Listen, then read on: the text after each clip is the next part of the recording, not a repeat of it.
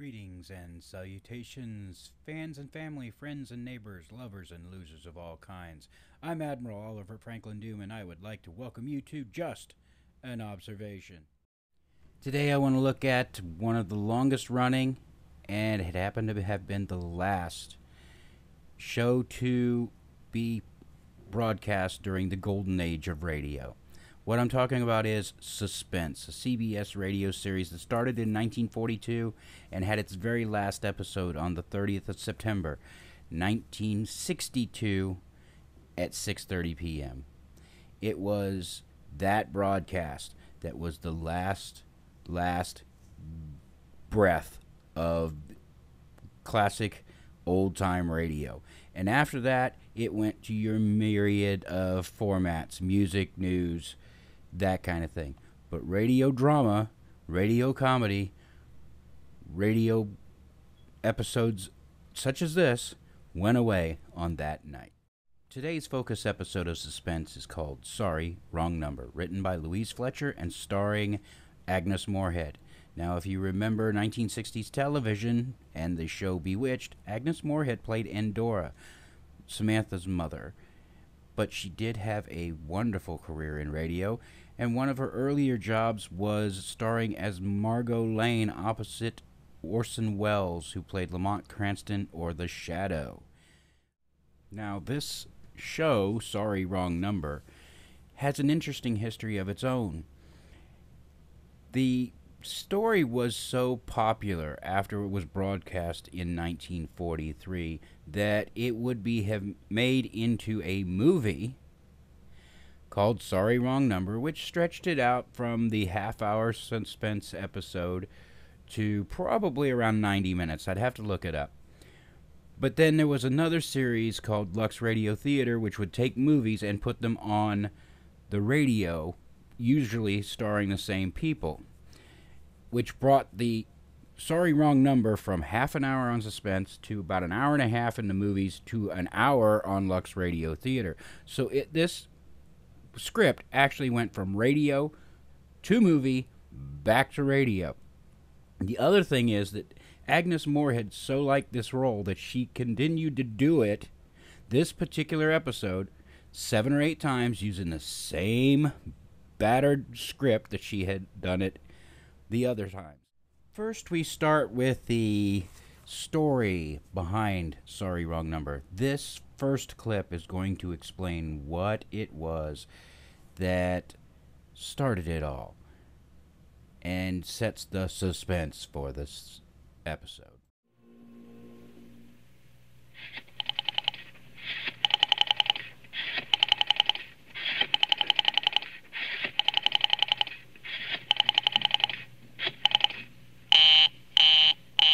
Oh, dear.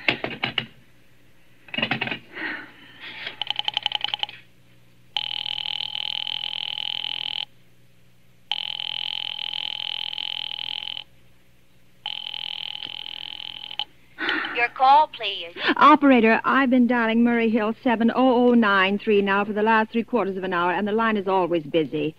I don't see how it could be busy that long. Will you try it for me, please? I'll be glad to try that number for you. One moment, please. I don't see how it could be busy all this time. It's my husband's office. He's working late tonight, and I'm all alone here in the house. My health is very poor, and I've been feeling so nervous all day. Ringing Murray Hill 70093.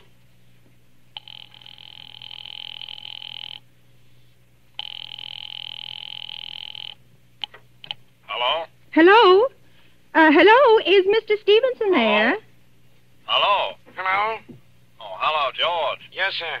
This is George speaking. Hello? Who's this? What number am I calling, please? I'm here with our client now. He says the coast is clear for tonight. Yes, sir. Where are you now? In a phone booth. But don't worry. Everything's okay. Very well. Now, you know the address. At 11 o'clock, the private patrolman goes around to the bar on 2nd Avenue for a beer. Be sure that all the lights downstairs are out, eh? There should be only one light visible from the street. At 11:15, a train crosses the bridge. It makes a noise in case her window is open and she should scream. Oh, hello. What number is this, please? Okay. I understand. Now make it quick. As little blood as possible, huh? Our client does not wish to make her suffer long. Will a knife be okay, sir? Yeah, a knife will be okay. And do you remember the other detail? Yeah, I know. Remove the rings and bracelets and the jewelry in the bureau drawer. That's right. Our client wishes it to look like simple robbery. Now, don't worry. Everything is going to be okay. All right, then. Be sure to... Oh, how awful, how unspeakably...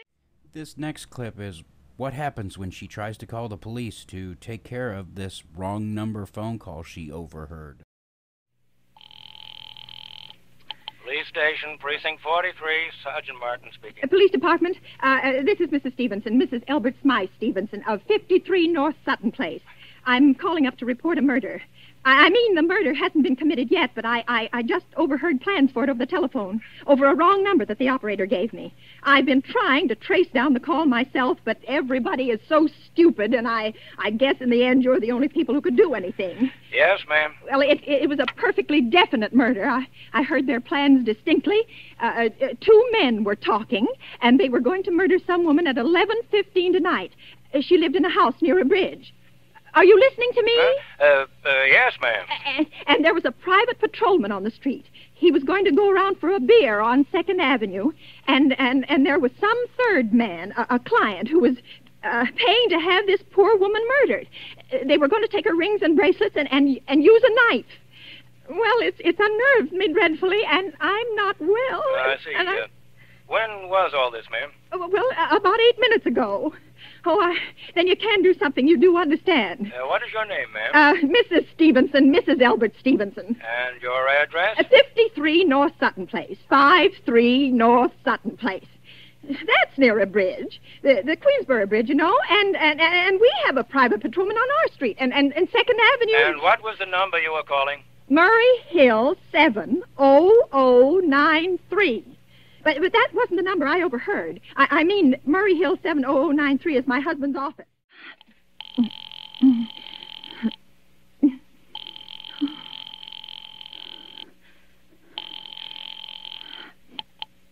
Hensley Hospital, good evening. Nurse's registry. Who was it you wished to speak to, please? I want the nurse's registry at once. I want a trained nurse. I want to hire immediately for the night. I see. And what is the nature of the case, madam? Nerves.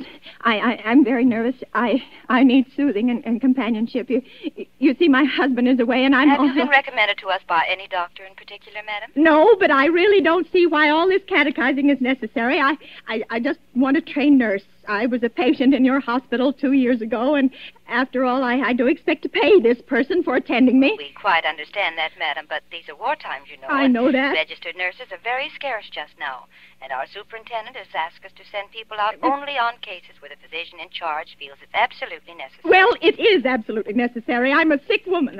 I'm very much upset, very.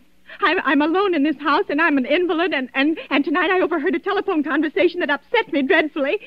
In fact, if someone doesn't come at once, I'm afraid I'll go out of my mind. I see. Well, I'll speak to Miss Phillips as soon as she comes in. And what is your name, ma'am? Miss Phillips? And when do you expect her in? I really couldn't say. She went out to supper at 11 o'clock. 11 o'clock? But it's not 11 o'clock yet. Oh, my clock has stopped. I thought it was running down. What time is it? Just 15 minutes past 11. What was that? What was what, madam? That click just now in my own telephone. As though someone had lifted the receiver off the hook of the extension telephone downstairs. Well, I didn't hear it, madam. Now, about this... But I did. There's someone in this house. Someone downstairs in the kitchen.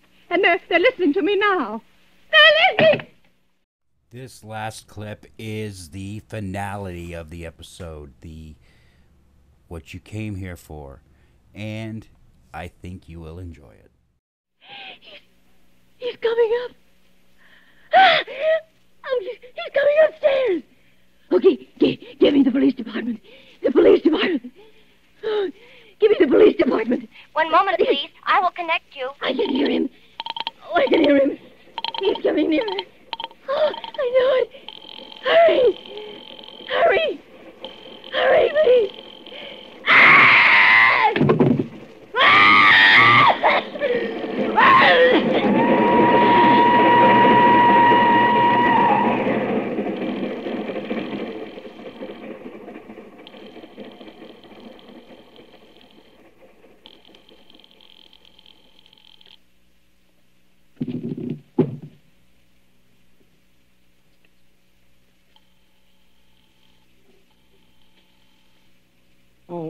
Police department.